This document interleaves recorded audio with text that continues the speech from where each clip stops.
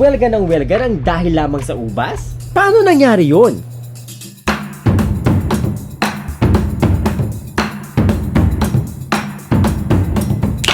Mabuhay o sa Kapampangan, luwid kayo.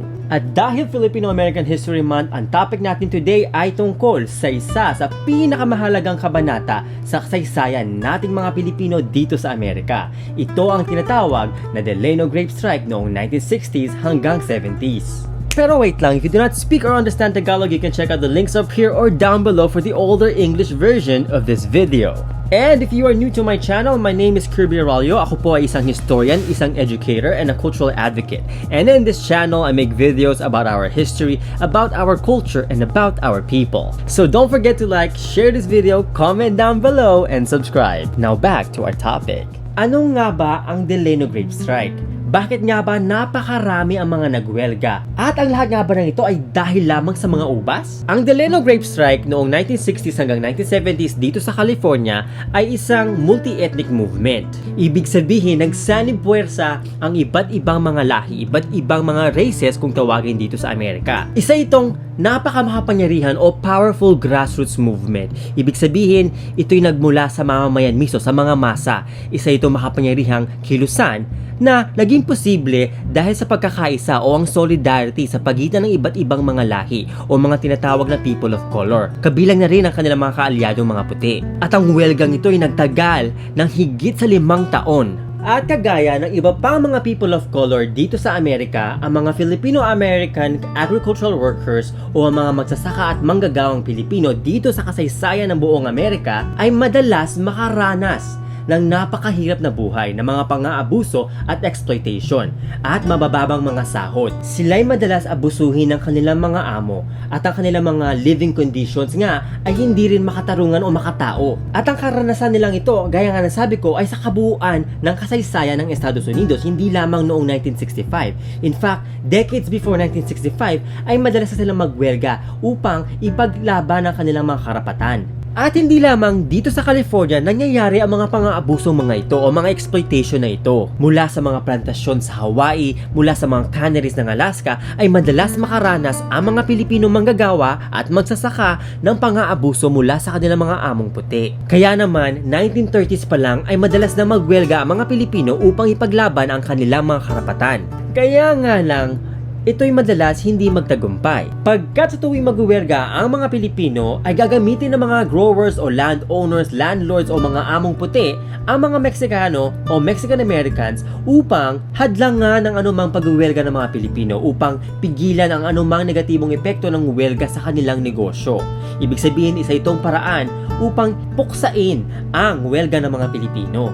Isa itong taktika na madalas gamitin ng mga puti upang pag-away-awayin ang mga Pilipino, ang mga Meksikano at iba pang mga manggagawang hindi puti. Isa itong paraan upang maiwasan ng mga Amerikano ang mag-comply sa kanilang mga responsibilidad na bigyan ng katarungan at karapatan ang mga manggagawa at magsasaka dito sa Estados Unidos. Kaya naman sa halip na ibigay nila ang mga karapatan ng mga manggagawang ito, ay pinag-aaway-away nila mga ito. At ito isang naging cycle, paulit-ulit nila itong ginagawa sa loob ng napakaraming mga dekada para lamang iwasan ang katarungan at karapatan na dapat ay ibigay sa mga manggagawa at magsasaka. Ngunit ang lahat ng ito ay nagbago noong 1965 at ito na nga ang Delano Grape Strikes. Subalit taliwas sa kaalaman ng marami, hindi si Cesar Chavez ng mga Mexican Americans ang nagsimula ng Delano Grape Strike. Ngayon kasi dito sa California, dito sa Amerika, ay madalas i-associate ng mga madla o ng mga tao ang Delano Grape Strikes kay Cesar Chavez o Cesar Chavez ng mga Mexican American. Siya kasi ang leader ng mga manggagawang Meksikano noong panahong ito. Pero hindi siya ang original na leader ng welgang ito. Hindi siya yung nagsimula ng welgang ito. Hindi siya yung nag-organize ng mga manggagawang ito para magwelga. Ang mga original na leader nito ay ang mga Filipino American Manongs, gaya ni na Manong Larry Itliong, Philip Veracruz, Pete Velasco at marami pang iba. Sa katunayan nga, noong nilapitan ng mga Manong si Cesar Chavez upang sumali sa kanilang kilusan, upang sumali sa kanilang welga, upang ipaglaban ang karapatan ng mga manggagawa at magsasaka, ay medyo ayaw nga ni Cesar Chavez sa sumali sa welgang ito. He was reluctant to join this movement in the beginning. Kaya nga umabot ng higit sa 1 linggo bago tuluyang sumali si Cesar Chavez at ang kanyang grupo sa welga ng mga Pilipino.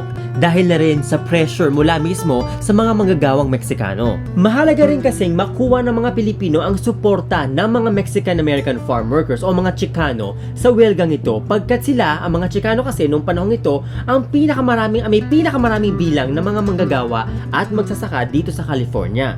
Kaya naman makalipas ng 8 araw, makalipas ng unang tanggihan ni Cesar Chavez ang alok na pagsaning puwersa ng mga Pilipino, ay bumoto ang mga Chicano na makipaglaban kasama ang mga Pilipino. They voted to join in solidarity with the Filipino American farm workers. Kaya naman ang naging resulta ay ang isa sa pinakamalaking kilusan ng mga manggagawa at magsasaka sa kasaysayan ng Estados Unidos. At noong nag-hunger strike si Cesar Chavez upang ipaglaban ang karapatan ng mga manggagawa at magsasaka dito sa Amerika, ay mahalagang tandaan na ang nasa kanyang tabi ay si Manong Filibera Cruz. Isa si Manong Filibera Cruz sa araw-araw na nag-aaruga at nag-aalaga kay Cesar Chavez habang ito'y nag-hunger strike. Isa lamang itong patunay sa matibay na samahan ng mga Chicano at ng mga Manong ng mga Filipino Americans at Mexican Americans noong panahong ito. Sa katunayan, regardless of their ethnicity, regardless of their race or ethnic background, everyone in the movement gathered in the Filipino Community Hall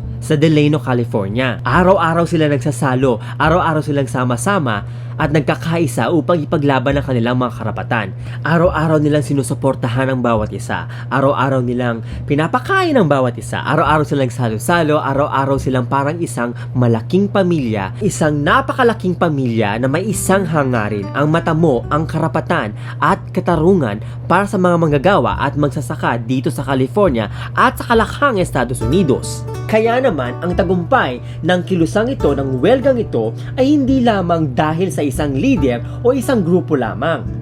Pagkat ang susi sa tagumpay ng makasaysayang kilusang ito ay ang pagkakaisa at ang sama-samang pagkilos ng iba't ibang mga tao mula sa iba't ibang mga komunidad, ano pa man ang kanilang mga lahi at antas sa lipunan. At ang kanilang pagkakaisa na nga ay nagbigay daan sa isang malawakang kilusan na kung tawagin sa Amerika ay ang United Farm Workers Movement, isang malaepikong kilusan ng mga magsasaka at mga manggagawa sa kasaysayan ng Estados Unidos. Isang malaepikong kilusan na pinamunuan ng ating mga Filipino American Manongs. Kaya naman, bilang Filipino American at bilang isang historian ay nakaka-disappoint din na madalas ang mga kontribusyon at ang mga kabayanihan ng ating mga Manong ay madalas masapawan, madalas ma-overshadow at madalas makalimutan ng marami. Hindi lamang ng madla, kundi maging sa mga eskwelahan. Madalas itong kalimutan sa pagturo ng kasaysayan ng Estados Unidos. Madalas itong kalimutan sa pagturo ng karanasan ng iba't ibang mga lahi dito sa Amerika.